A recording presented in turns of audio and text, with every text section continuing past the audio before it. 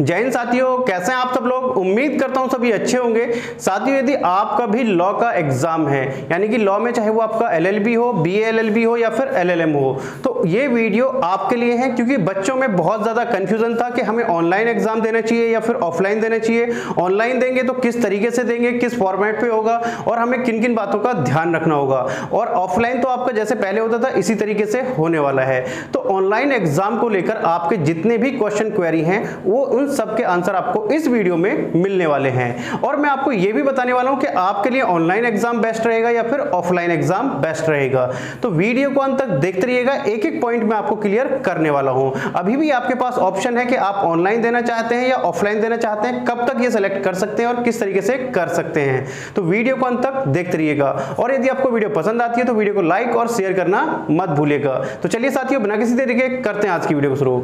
साथियों, वीडियो शुरू करने से पहले एक रिक्वेस्ट मैं आपसे करना चाहूंगा कि यदि आपने अभी तक चैनल को सब्सक्राइब नहीं किया है तो सबसे पहले चैनल को सब्सक्राइब कर लीजिए और बेल आइकन को प्रेस कर लीजिएगा। क्योंकि एजुकेशन से जुड़ी कोई भी अपडेट होती है सबसे पहले मैं आप तक पहुंचाता हूं इस चैनल के माध्यम से। तो साथियों, बात करते हैं सबसे पहले जो हमारा ये नोटिस जारी हुआ था ऑनलाइन एग्जाम को लेकर। अब किस किस के लिए भैया, सबसे पहला एलएलबी फर्स्ट सेमेस्टर जो हमारा 3 ईयर एलएलबी है और उसमें 6 सेमेस्टर, यानी कि जो एग्जाम होने हैं फर्स्ट सेमेस्टर के होने हैं और 6 सेमेस्टर के होने हैं जो एलएलबी 3 ईयर में है। और उसके साथ साथ आपका जो एलएलएम है, आपका एलएलएम फर्स्ट सेमेस्टर के और एलएलएम 4th सेमेस्टर के एग्जाम होने हैं। इनकी जो डेट शीट है वो भी जारी कर दी गई है, आप वो सीसीएस यूनिवर्सिटी की वेबसाइट पर देख सकते हैं। और इसके बाद में जो आपका बीए एलएलबी है, बीए एलएलबी में आपके 10th सेमेस्टर के एग्जाम होने हैं। क्लियर है आपको। अब इसमें बात करते हैं जो ऑनलाइन के लिए दिया गया है कि ऑनलाइन एग्जाम आप दे सकते हैं, तो उसमें आपका किस तरीके से एग्जाम कराया जाएगा।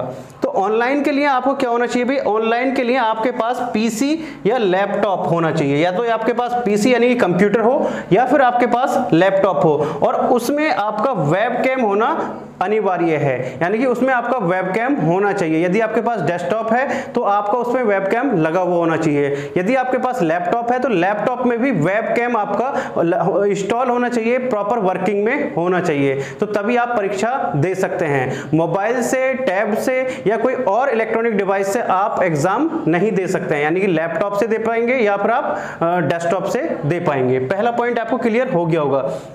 दूसरा है, ऑनलाइन परीक्षा में सम्मिलित छात्रों को उपलब्ध कराए गए पोर्टल पर ही हिंदी अथवा अंग्रेजी में टाइपिंग करके उत्तर लिखने होंगे। यानी कि ये चीज भी क्लियर है, जो आपका एग्जाम होगा वो सब्जेक्टिव होगा, ऑब्जेक्टिव एग्जाम नहीं होगा जो ऑनलाइन एग्जाम होने वाला है। यहां पर बहुत बड़ी प्रॉब्लम है। प्रॉब्लम क्या है, यहां पर लिखा हुआ है भैया ऑनलाइन जो परीक्षा होगी उसमें आपका टाइपिंग आपको आनी चाहिए। यदि आपको क्वेश्चन का आंसर लिखना है इंग्लिश में तो इंग्लिश की टाइपिंग आनी चाहिए, यदि आपको आंसर लिखना है हिंदी में तो हिंदी की टाइपिंग आना चाहिए। अब सभी तो टाइपिस्ट नहीं है, इतनी स्पीड किसी की नहीं होती है। तो अब यहां पर प्रॉब्लम आने वाली है कि आप 3 घंटे के अंदर अंदर जो आपका समय होगा, परीक्षा 3 घंटे नहीं, जो आपका उसके लिए होगा, ऑफलाइन के लिए समय होगा वही आपका ऑनलाइन के लिए समय होगा। कोई एक्स्ट्रा टाइम आपको नहीं मिलने वाला है। अब आप क्वेश्चन को कितनी जल्दी टाइप कर पाएंगे वो बहुत देखने वाली बात है। तो आपको कहीं ना कहीं यहां पर प्रॉब्लम होने वाली है, यानी कि आपको टाइपिंग आनी चाहिए। यदि आप हिंदी में आंसर करना चाहते हैं तो हिंदी की टाइपिंग आनी चाहिए, यदि आप इंग्लिश में करना चाहते हैं तो फिर इंग्लिश की टाइपिंग आनी चाहिए। तो यहां पर कहीं ना कहीं प्रॉब्लम बच्चों को रहेगी। अब यहां पर टाइपिंग के अलावा अन्य किसी प्रकार की लिखे जाने वाले उत्तर स्वीकार नहीं होंगे। यानी कि यदि टाइपिंग के अलावा ऐसा नहीं है कि आप कॉपी आपको मिलेगी उसको लिख के स्कैन करके, वो सिस्टम बिल्कुल भी नहीं है। तो यानी कि आपको क्या लिखना पड़ेगा भैया, टाइपिंग करके ही लिखना पड़ेगा और कोई भी स्वीकार नहीं होगा। कॉपी पेस्ट या कुछ भी आपको कोई और चीजें नहीं एक्सेप्ट की जाएंगी, यानी कि टाइपिंग ही एक्सेप्ट होगी। कभी आप सोचें कि गूगल से हम उसको कॉपी करके उसका आंसर हम पेस्ट कर देंगे तो वो भी पॉसिबल आपका नहीं रहेगा। अभी क्या क्या इंस्ट्रक्शंस हैं वो भी मैं आपको बताने वाला हूं, तो वीडियो को अंत तक देखते रहिएगा, बने रहिएगा। अब यहां पर है, एक विषय कोड की ऑनलाइन अथवा ऑफलाइन परीक्षा एक साथ एक समय पर ही आयोजित होगी तथा एक ही प्रश्न, सेम क्वेश्चन पेपर तथा बराबर समय दिया जाएगा। यानी कि जो मैंने आपको अभी बताया, जो ऑफलाइन वालों का पेपर होगा वही पेपर आपका होगा, वही टाइमिंग रहेगा, वही क्वेश्चंस आपके बिल्कुल रहने वाले हैं। कोई क्वेश्चन में चेंजेस नहीं है, कोई आपका डेट में चेंजेस नहीं है, कोई आपका टाइम में चेंजेस नहीं है। तो same time, same date, same duration आपकी रहने वाली है। बिल्कुल क्लियर हो गया होगा यहां तक आपको। इसके आगे जो नेक्स्ट फोर्थ पॉइंट है, ऑनलाइन परीक्षा के दौरान किसी भी व्यवस्था, तकनीकी समस्या, इंटरनेट समस्या इत्यादि की समस्या जिम्मेदारी जो रहेगी वो किसकी रहेगी? परीक्षार्थी की रहेगी। यानी कि आपका कंप्यूटर बंद हो जाता है, हैंग हो जाता है, नेट चला जाता है, तो इन सब की रिस्पॉन्सिबिलिटी आपकी है, उसमें यूनिवर्सिटी की कोई रिस्पॉन्सिबिलिटी नहीं रहेगी। यानी कि जो पेपर का टाइम है आपका उसी टाइम पर पेपर रहेगा, उस समय आपका नेट चल पा रहा है, लाइट आ रही है, नहीं आ रही है, इलेक्ट्रिसिटी किसी भी टाइप की कोई भी प्रॉब्लम है तो वो आपकी प्रॉब्लम है, आपका पेपर वहां पर फिर एब्सेंट मानी जाएगी। तो ये पॉइंट आपका फोर्थ पॉइंट आपने देख लिया होगा। अब इसके बाद में जो यहां पर लिखा हुआ है, यहां पर ये लिखा हुआ है कि अब यहां पर उपरोक्त नियमों के अवलोकन के पूर्व में ऑनलाइन ऑफलाइन का विकल्प चुनने वाले परीक्षार्थियों को पुनः एक बार फिर से मौका दिया गया है। यानी कि एक बार फिर से मौका दिया गया है, यदि आप ऑफलाइन देना चाहते हैं और आपने ऑनलाइन को सेलेक्ट कर लिया था तो वो भी आप कर सकते हैं। यहां पर लिखा हुआ है क्या भाई, आप ऑनलाइन से ऑफलाइन भी आप चुन सकते हैं। यदि आपको किस करना है भाई, ऑनलाइन देना है एग्जाम और आपने अभी तक ऑनलाइन को सेलेक्ट नहीं किया है तो वो भी आप कर सकते हैं। तो यानी कि दोनों ही ऑप्शन आपके पास खुले हुए हैं, लेकिन कब तक? 23/7/2021 और समय 5 बजे, यानी कि 23 तारीख तक आपको ये अपना विकल्प चुनना होगा, कंफर्म करना होगा कि आपको एग्जाम ऑनलाइन देना है या फिर आपको ऑफलाइन देना है। और यहां पर एक चीज का और ध्यान रखना है, यदि आपको ऑनलाइन एग्जाम देना है तो ऑनलाइन के लिए आपका मोबाइल नंबर और मेल आईडी बिल्कुल करेक्ट होनी चाहिए। अब यहां पर क्या है भाई, आपका 23 तारीख तक आप अपने विकल्प चुन सकते हैं कि आपको ऑनलाइन एग्जाम देना है या फिर ऑफलाइन देना है। दोनों में से जो भी ऑप्शन है वो आप सेलेक्ट कर सकते हैं। अब बहुत सारे इंपॉर्टेंट पॉइंट हैं जो ऑनलाइन परीक्षा को लेकर है, ये तो है ही है, इसके अलावा बहुत सारे पॉइंट, इससे भी आगे पॉइंट हैं, तो वीडियो में लास्ट तक बने रहिएगा। चलिए आगे देखते हैं, आगे बात करते हैं जो स्टेप है, क्या स्टेप रहेगा जो हम एग्जाम फॉर्म हम अपना एग्जाम देंगे। तो एग्जाम के लिए step to follow for online exam, यहां पर आपका student need to have a laptop और डेस्कटॉप विद वर्किंग वेबकैम। यानी कि जो अभी मैंने आपको बताया, आपके पास लैपटॉप या डेस्कटॉप होना चाहिए जिसमें वेबकैम लगा हुआ हो और जो प्रॉपर वर्किंग में हो। क्लियर है? इसके बाद में आपके पास stability internet connection with at a latest आपका 1 Mbps, यानी कि जो आपकी स्पीड हो कम से कम 1 Mbps की स्पीड होनी चाहिए। और साथ के साथ यहां पर ब्रैकेट में देखिए क्या लिखा हुआ है, do not connect your computer with mobile hotspot because when any call comes your exam will be stuck, only use broadband connection. यानी कि यदि आप मोबाइल के हॉटस्पॉट से कनेक्शन करके चलाएंगे तो वो आपका नहीं चलेगा, आपकी कॉल आ जाती है, कोई भी प्रॉब्लम होगी तो वो आपकी प्रॉब्लम होगी। यानी कि नेट आपका किसका होना चाहिए? ब्रॉडबैंड, यानी कि आपका जो है वाईफाई लगा हुआ होना चाहिए, वाईफाई से ब्रॉडबैंड से आपका नेट कनेक्ट होना चाहिए, मोबाइल के हॉटस्पॉट से काम नहीं चलेगा। क्लियर है आपको? यहाँ पर ये क्लियर हो गया होगा, यहाँ पर साफ साफ लिखा हुआ है to check your internet connection your speed, तो आप किससे चेक कर सकते हैं भाई? www.speedtext.net से चेक कर सकते हैं। अब इसके आगे नेक्स्ट पर आते हैं भाई, पावर बैकअप। पावर बैकअप आपके सिस्टम के लिए पावर बैकअप होना चाहिए। यदि लैपटॉप है तो चार्जर होना चाहिए, यदि आपका कंप्यूटर है तो उसके लिए या तो यूपीएस हो या फिर आपका इंटरनेट यानी कि आपका इन्वर्टर हो, यानी कि यू नीड यूपीएस और inverter connection for your desktop और लैपटॉप बैकअप। यानी कि उसके बैकअप के लिए आपके पास क्या होना चाहिए भैया? वो आपकी प्रॉब्लम है, यदि उस टाइम पे आपका सिस्टम बंद होता है, लैपटॉप बंद होता है, कंप्यूटर बंद होता है, तो वो आपकी प्रॉब्लम है, आपको समय इतना ही मिलने वाला है। चलिए आगे आते हैं, नेक्स्ट है you need latest version of internet browser either Google Chrome और मोज़िला फायरफॉक्स। यानी कि आपके सिस्टम में लेटेस्ट ब्राउजर होना चाहिए, या तो वो गूगल क्रोम ब्राउजर हो या फिर आपका मोज़िला फायरफॉक्स हो, तो आपका ये दोनों में से कोई भी एक ब्राउजर होना चाहिए, आपके सिस्टम में इंस्टॉल होना चाहिए। अब इससे आगे कुछ मोस्ट इंपोर्टेंट पॉइंट हैं जो इंस्ट्रक्शंस दी गई हैं ऑनलाइन एग्जाम के लिए, क्या क्या दी गई हैं वो जरूर देख लीजिएगा। चलिए उनको देखते हैं जो आपका ये इंस्ट्रक्शंस दी गई हैं क्या है, इसके बारे में बात करते हैं। तो यहां पर सबसे पहला है ensure you are in a close room before the exam start. यहां पर सबसे पहले पॉइंट में लिखा हुआ है कि जब आप एग्जाम देंगे तो एग्जाम के लिए आप एक रूम में आप अलग होने चाहिए, यानी कि ensure you are in a close room before the exam start, यानी कि एग्जाम स्टार्ट होने से पहले आप एक रूम में बिल्कुल अकेले होने चाहिए। उसके बाद में क्या लिखा हुआ है, your back must face the door and there should not be anybody else in the room. यानी कि आपका जो होना चाहिए डोर की तरफ बैक होनी चाहिए आपकी, जिससे कि वो दिखता रहे कि कोई और तो रूम में एंट्री नहीं कर रहा है। और जब एग्जाम चल रहा होगा आप उस बीच में भी उठ के नहीं जा सकते हैं और आपके रूम में कोई एंट्री नहीं कर सकता है। तो पहले पॉइंट में बिल्कुल आपको क्लियर है।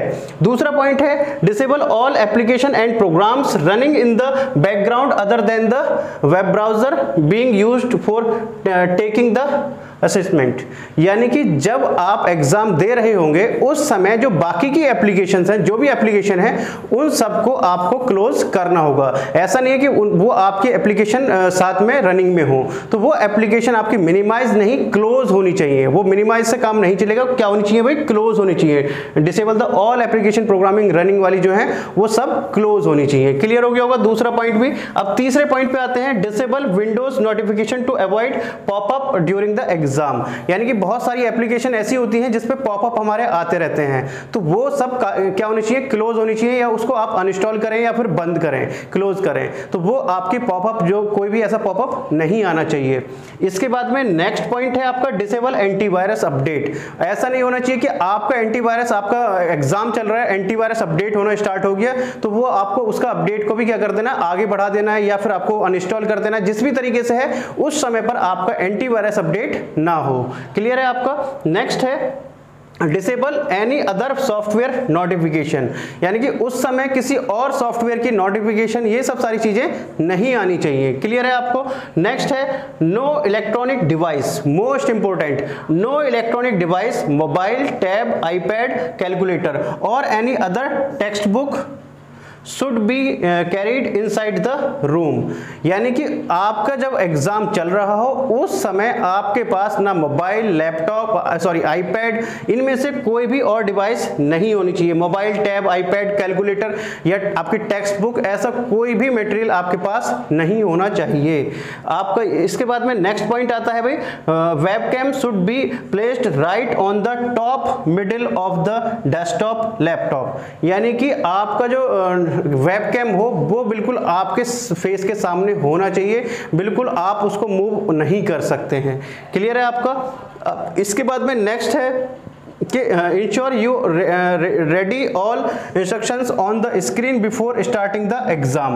यानी कि जब आपका एग्जाम स्टार्ट होगा उससे पहले जो भी इंस्ट्रक्शंस हैं वो आपको वहां पर पहले दिखाई जाएंगी, आप उनको पढ़ सकते हैं, उनको देख सकते हैं, यानी कि उनको आपको ध्यान से पढ़ना होगा। इसके बाद में नेक्स्ट है once the exam is start candidate should not move any away from the exam window till the completion of exam. Doing so we will automatically close the text। यानी कि यदि आप एग्जाम जब आपका चल रहा है उस बीच में एग्जाम को छोड़कर नहीं जा सकते हैं। यदि आप एग्जाम को छोड़कर बीच में जाते हैं तो ऑटोमेटिकली आपका एग्जाम क्लोज कर दिया जाएगा। क्लियर है आपको। यानी कि उस समय यदि आप अपने एग्जाम को छोड़ करके जाते हैं तो आपका एग्जाम ऑटोमेटिकली क्लोज कर दिया जाएगा। आप बीच में भी छोड़ के नहीं जा सकते हैं, यानी कि जैसे वहां पर बीच में आप टॉयलेट के लिए उसके लिए जा सकते थे, लेकिन यहां पर ऑनलाइन में वो फैसिलिटी आपको नहीं मिलेगी, नहीं जा सकते हैं। क्लियर है आपको। नेक्स्ट है candidate should have successfully submit the text before leaving the room. यानी कि जब आपका एग्जाम कंप्लीट हो जाए तो जब तक आप फाइनल सबमिट ना कर दें और सक्सेसफुली ना हो जाए तब तक आपको नहीं उठना है। सक्सेसफुली जब तक ना दिखा दे सबमिट तब तक आपको नहीं उठना है। क्लियर है आपको। इससे आगे do not stop sharing the text window, the text will B immediately push and you can not process the future. यानी कि जो आपकी स्क्रीन है उसको भी आप शेयर नहीं कर सकते हैं, यानी कि जो आपकी स्क्रीन है उसको किसी के साथ शेयर नहीं कर सकते हैं। यदि आप शेयर करेंगे तो इस केस में भी आपका एग्जाम क्लोज किया जा सकता है। तो अब इसके आगे नेक्स्ट है question will be display one at time checking the next previous. यहां पर जो 13 पॉइंट है, पॉइंट 13 में ये लिखा हुआ है भाई आपका कि आपको एक क्वेश्चन एक टाइम पर एक ही क्वेश्चन दिखेगा। उसके बाद में आपको यदि पहला वाला क्वेश्चन देखना है तो प्रीवियस पे जा सकते हैं और नेक्स्ट क्वेश्चन देखना है तो आप नेक्स्ट कर सकते हैं। यानी कि आप एक समय पर एक ही क्वेश्चन देख सकते हैं और उसी का आपको आंसर लिखना होगा। क्लियर है आपको। नेक्स्ट है आपका in case of power failure if your power backup fails this is the students responsibility. You can resume using the same link but you will not but any extra time, यानी कि यदि आपका बीच में power backup चला गया है और फिर आपने दोबारा से सिस्टम स्टार्ट किया है तो आपको लिंक दोबारा से मिल जाएगा, लेकिन एक्स्ट्रा टाइम नहीं मिलेगा। जो भी टाइम बीच में खराब होगा वो सब आप ही का होगा, उस समय आपको कोई एक्स्ट्रा टाइम नहीं मिलने वाला है। क्लियर है आपको? यानी कि कोई एक्स्ट्रा टाइम उस समय आपको नहीं मिलेगा, वही टाइम आपका रहने वाला है। तो अब इसके आगे नेक्स्ट है, under any situation do not move away from the text window और close the text window, text will be automatically submitted if you do so. यानी कि उस समय यदि आप कोई भी छेड़खानी करते हैं तो ऑटोमेटिकली वो सबमिट हो जाएगा। तो साथियों अब यहाँ पर जितनी भी इंस्ट्रक्शंस थी, जो भी चीजें थी ऑनलाइन एग्जाम के लिए, वो सब मैंने आपको एक्सप्लेन कर दी हैं। अब आपको समझ में आ गया होगा कि आपको ऑनलाइन एग्जाम देना है या ऑफलाइन देना है। देखिए सबसे पहले तो वो ऑनलाइन एग्जाम बिल, अब आप यदि पूछें सर आप क्या एडवाइस करेंगे, तो मैं आपको एडवाइस यही करूंगा, यदि आपकी टाइपिंग स्पीड सही नहीं है तो आप ऑनलाइन का ऑप्शन सेलेक्ट ना करें। थोड़ा सा प्रॉब्लम होगी आपको ऑफलाइन एग्जाम देने में, जाने में, तो आप ऑफलाइन ही अपना ऑप्शन रखें, क्योंकि आप क्वेश्चन को सही से टाइप नहीं कर पाएंगे, की ढूंढते रह जाएंगे कि कुछ भी आपको आंसर लिखना है तो वहां पर आप की ही ढूंढते रह जाएंगे और आप आंसर नहीं कर पाएंगे। तो बहुत टाइम लगता है टाइपिंग करने में। यदि आपकी टाइपिंग स्पीड सही नहीं है तो मैं आपको एडवाइस करूंगा फिर आप जो है अपना ऑफलाइन का ऑप्शन अभी भी सिलेक्ट कर सकते हैं। दूसरा, यदि आपको पावर बैकअप की, लैपटॉप की, डेस्कटॉप की, इन सब सारी चीजों की प्रॉब्लम है तो भी आप अपना ऑफलाइन ही ऑप्शन सेलेक्ट करें। यदि आपको कोई, जिस भी कॉलेज में आप पढ़ रहे हैं, कॉलेज ऑफर कर रहा है कि भी आप कॉलेज में आके अपना एग्जाम दे सकते हैं, तो वहां पर आप जाकर देख सकते हैं, दे सकते हैं, कोई प्रॉब्लम नहीं है, यदि कॉलेज आपको सपोर्ट करने के लिए तैयार है। यदि आपके पास ये सोर्सेस नहीं है तो मैं आपको फिर एडवाइस करूंगा कि आप ऑफलाइन एग्जाम दें। आपका सेमेस्टर खराब हो सकता है, आपकी परसेंटेज खराब हो सकती है, क्योंकि यदि आपकी टाइपिंग सही नहीं होगी तो आप क्वेश्चन का आंसर नहीं कर पाएंगे। और यदि आपकी हिंदी टाइपिंग है, एक क्वेश्चन और भी यहां पर बच्चे पूछ रहे थे, यदि आपको हिंदी में क्वेश्चन टाइप करना है तो उसके लिए हिंदी का फॉन्ट पहले से अपने सिस्टम में इंस्टॉल करके रखें। यदि आपके सिस्टम में हिंदी का फॉन्ट इंस्टॉल नहीं होगा तो आप आंसर नहीं कर पाएंगे। तो आप हिंदी के लिए आपको हिंदी का फॉन्ट इंस्टॉल होना चाहिए। क्लियर है आपको?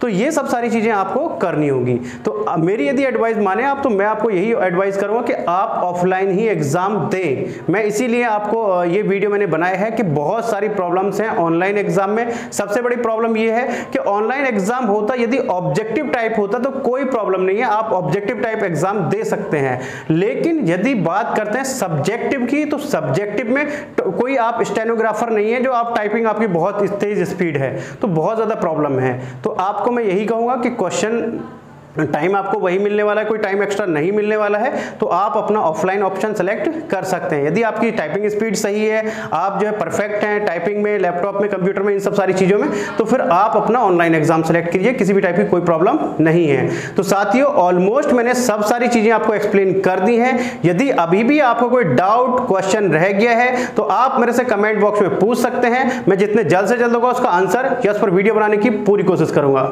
तो चलिए साथियों, मिलते हैं आपसे नेक्स्ट वीडियो में। और हां साथियों, आपको मेरे द्वारा दी गई जानकारी कैसी लगी मुझे एक बार कमेंट करके जरूर बताइएगा। तो चलिए साथियों, मिलते हैं आपसे नेक्स्ट वीडियो में कुछ नई अपडेट के साथ। तब तक के लिए जय हिंद, जय भारत।